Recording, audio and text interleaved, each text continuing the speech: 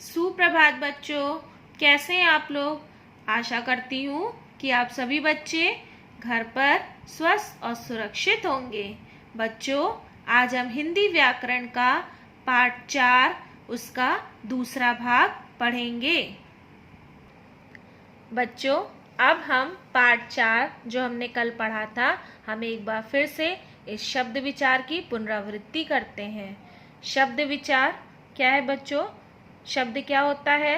दो या दो से अधिक वर्णों के मेल से बने सार्थक ध्वनि समूह को शब्द कहते हैं।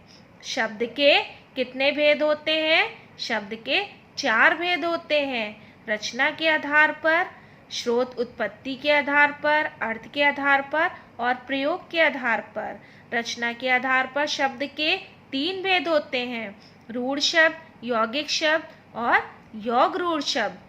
मैंने आपको बताया था बच्चों, रूढ़ शब्द क्या होते हैं, यौगिक शब्द क्या होते हैं और योग रूढ़ शब्द क्या होते हैं। ये सब किसके भेद थे? रचना के आधार पर। आज हम पढ़ेंगे दूसरे भाग में स्रोत उत्पत्ति के आधार पर शब्द भेद।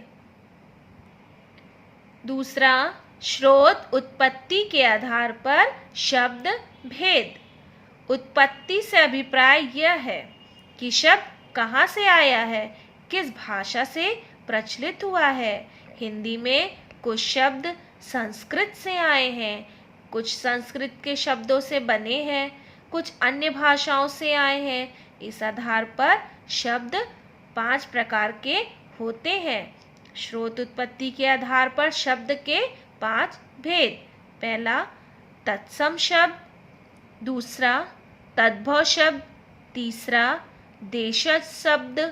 चौथा, विदेशी शब्द और आखिरी संकर शब्द। सबसे पहले हम देखेंगे बच्चों, तत्सम शब्द क्या होते हैं। हिंदी भाषा में जो शब्द संस्कृत भाषा से ज्यों के त्यों अर्थात बिना किसी परिवर्तन के ले लिए गए हैं, उन्हें तत्सम शब्द कहते हैं। जैसे स्वप्न, ज्येष्ठ, क्षीर, रात्रि आदि।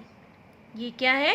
तत्सम शब्द। दूसरा, तद्भव शब्द।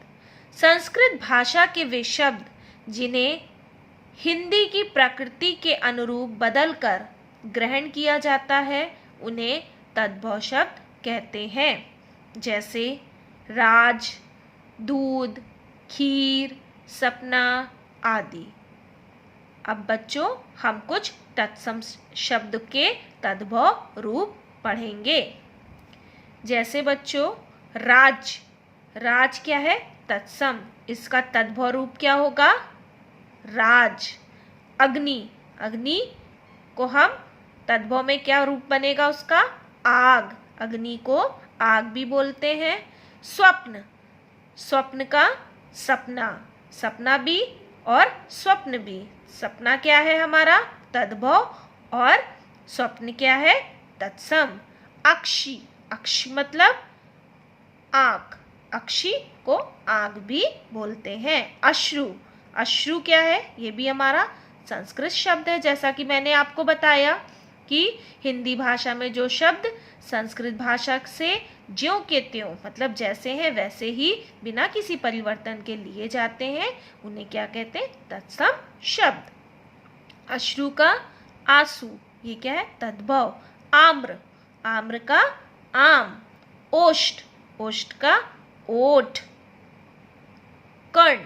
कर्ण को ये क्या है? ये भी संस्कृत शब्द है। कर्ण का तद्भव क्या है? कान। कोकिल। कोकिल को क्या बोलते हैं?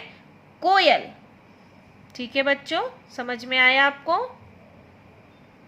अब हम देखेंगे देशज शब्द। जो शब्द स्थानीय बोलियों या उपभाषाओं से बदलकर हिंदी में आए हैं, उन्हें देशज शब्द कहते हैं। जैसे लकड़ी, खिड़की, खुरपा, छोरा, खाट, झाड़ू आदि। विदेशी शब्द। जो शब्द विदेशी भाषाओं से हिंदी में आ गए हैं उन्हें विदेशी शब्द कहते हैं। जैसे अंग्रेजी से school, station, suit, pen, pencil, slate, diary, coat, chocolate, gas, ये सब क्या है? हमारे अंग्रेजी भाषा से आए हैं। फारसी से जमींदार, दुकान, चश्मा, आईना, शादी, गुब्बारा, रुमाल आदि, ये कहाँ से है? फारसी से। अरबी से औलाद, औरत, अल्लाह, अमीर, कलम, किताब आदि, ये कहाँ से है? अरबी से। तुर्की से तोप, तमाशा, चाकू, चाबी, तलाश आदि। पुर्तगाली से अलमारी, कमरा, साबुन, तंबाकू, गमला, गोभी आदि। चीनी से चाय, लीची आदि।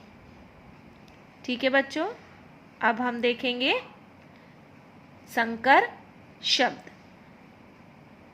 ये हमारा आखिरी है।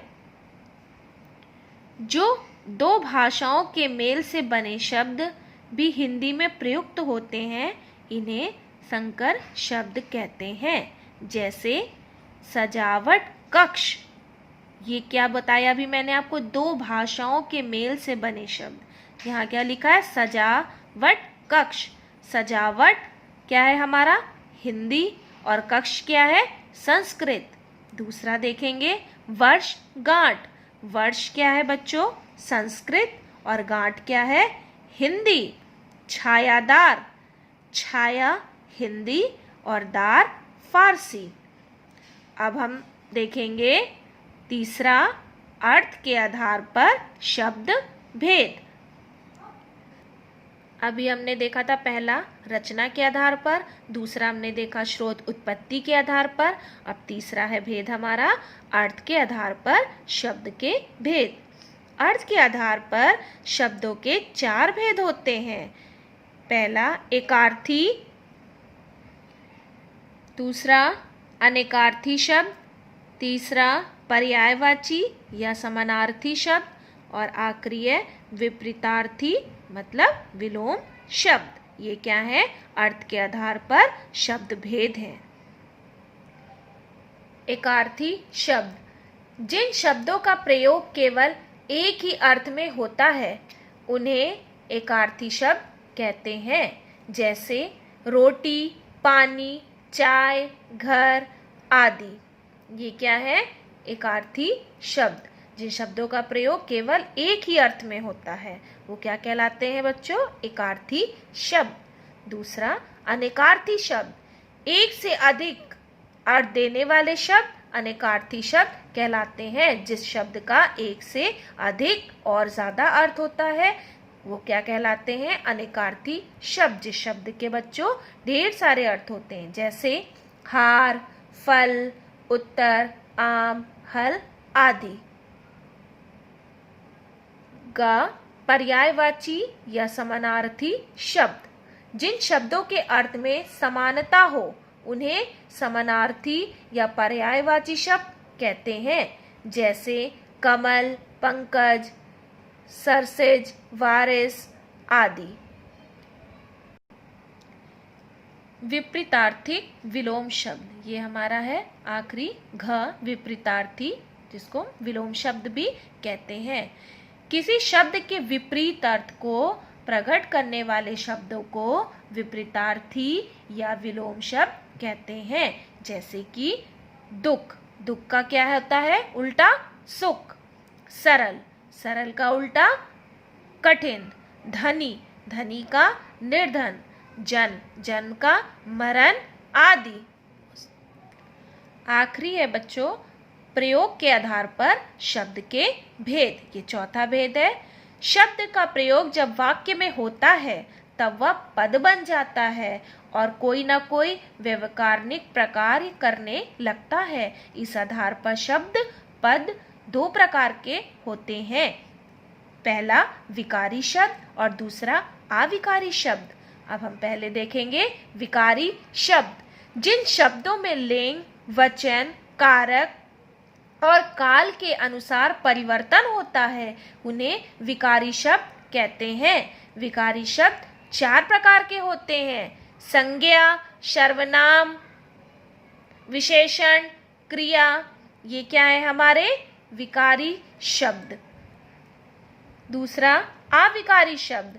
जिन शब्दों के रूप में कभी परिवर्तन नहीं होता, मतलब बदलाव नहीं होता, उन्हें अविकारी शब्द कहते हैं। इन्हें अव्यय भी कहा जाता है। ये अविकारी शब्द 4 प्रकार के होते हैं। पहला क्रिया विशेषण, दूसरा संबंध बोधक, तीसरा सामुच्चय बोधक और चौथा विस्मयादि बोधक। बच्चों अब एक बार फिर से हम इस पाठ को प्रमुख बिंदुओं को समझ लेते हैं कि इस पाठ में हमने क्या क्या सीखा। वर्णों के सार्थक समूह को शब्द कहते हैं। वाक्य में प्रयुक्त होने पर शब्द पद बन जाता है। शब्द भेद के 4 आधार हैं: रचना का आधार, स्रोत अथवा उत्पत्ति का आधार, अर्थ का आधार और प्रयोग का आधार। रचना के आधार पर शब्द 3 प्रकार के होते हैं: रूढ़, यौगिक और योग रूढ़। स्रोत अथवा उत्पत्ति के आधार पर शब्द 5 प्रकार के होते हैं: तत्सम, तद्भव, देशज, विदेशी और संकर। अर्थ के आधार पर शब्दों के 4 भेद होते हैं: एकार्थी, अनेकार्थी, समानार्थी और आखिरी विपरीतार्थी। प्रयोग के आधार पर शब्द के 2 भेद होते हैं: विकारी और अविकारी शब्द। बच्चों, आशा करती हूँ कि आपको आज का ये पाठ 4 शब्द विचार अच्छे से समझ में आ गया होगा। अब मैं आपको इसी पाठ से संबंधित कुछ कक्षा कार्य दे रही हूँ, जो कि आप इन प्रश्न उत्तर को अपनी हिंदी व्याकरण की कॉपी में साफ साफ लिखेंगे। धन्यवाद।